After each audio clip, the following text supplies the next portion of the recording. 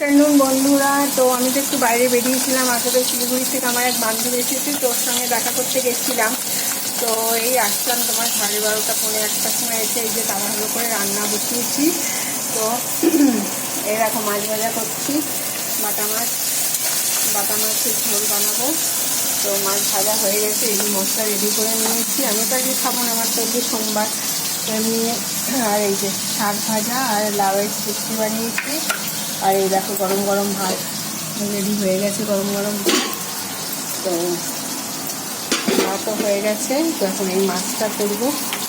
তো এখন একটু 1টা বেজে গেছে, তো আজকে আমার অনেক দেরি হলো। তো যাই হোক, তো বন্ধু আসছে, সেই জন্য একটু ওর সঙ্গে দেখা না করলেও হতো না, তো সেই জন্যই আরও দেখছিলাম।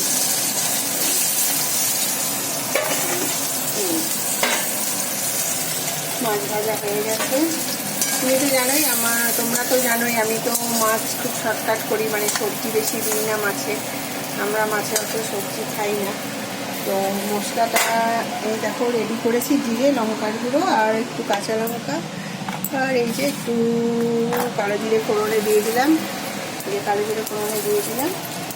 এবার এই মশলাটা দিয়ে দেবো।